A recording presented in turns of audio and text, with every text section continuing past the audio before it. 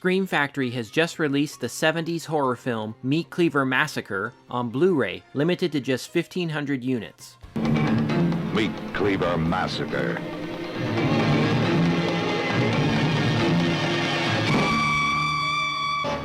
Four crazed killers butchered his wife, his son, and his daughter. I had never seen or even heard of this one before. But come on, Meatcleaver Massacre? 1,500 units? I'm sold. So was it worth it? Well, let's take a closer look. Meatcleaver Massacre opens with the legendary Christopher Lee introducing the film. What you are about to see, you may find hard to believe. It is a tale of the supernatural. Now apparently this footage was originally shot for a different production that never happened. So the producer of that canceled production sold the footage, without Christopher Lee's permission, to the producers of this film. Lee was planning on suing the producer for doing this, but in the end, didn't want to go through the long legal process, so he decided against it. Now the footage is a little nonsensical at times, but it doesn't feel completely out of place. It does set up the idea of supernatural things being summoned by humans to do their bidding and seek revenge, which is exactly what happens in this film. So a college professor and his family are brutally attacked by a group of drug-fueled hippies, basically like a Manson family type thing. They're supposed to be college students, but they actually look like they're in their 40s. And this guy looks like one of the cavemen from those old Geico insurance commercials.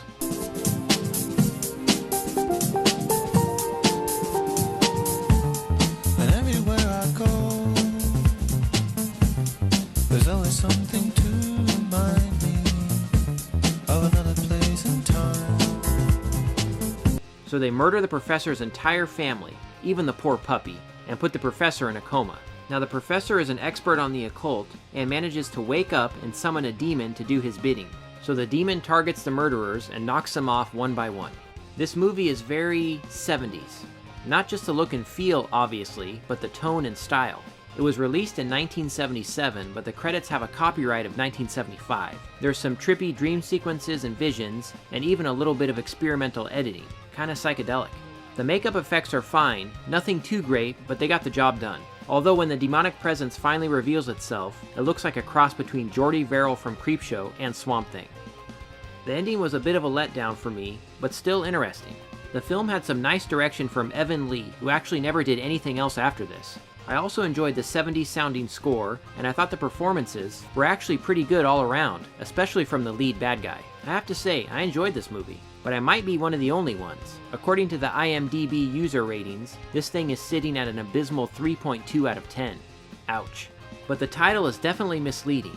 It makes it sound like an 80s slasher movie, which it certainly is not, although it does have slasher movie elements. And there's actually not even a meat cleaver anywhere in this movie. My guess is that the producers wanted to cash in on the success of Texas Chainsaw Massacre, so they quickly added this title after the fact. But like I said, I enjoyed this one. I'm not going to sit here and say it's a lost classic or anything, but it kept my attention and kept me entertained for 85 minutes. Oh, and be sure to watch past the end credits for more Christopher Lee footage.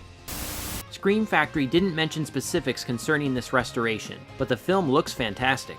After watching this, I checked out some older reviews, and most people commented on how dark and poorly lit the movie was on previous releases. Well, this release is bright and clear.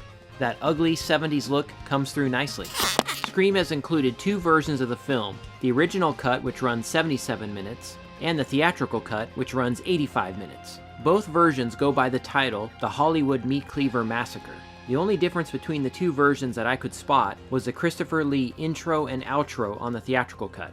Now I personally would choose to watch the theatrical cut over the original version. More Christopher Lee is always a good thing, and like I mentioned earlier, his scenes do kind of fit. I thought so anyway. Now the only extra besides the two versions of the film is the trailer. These limited edition runs from Scream Factory usually don't include much in the way of special features. No reversible art is included, just the very unique and cool original art. An image from the film is included on the other side. Meatcleaver Massacre is a strange and unique little 70s horror film. I had a good time with this one, and Scream Factory has given us a nice little package with excellent picture quality and two versions of the film. For die-hard horror fans who collect this sort of thing, this really is a no-brainer, so definitely pick it up while you can.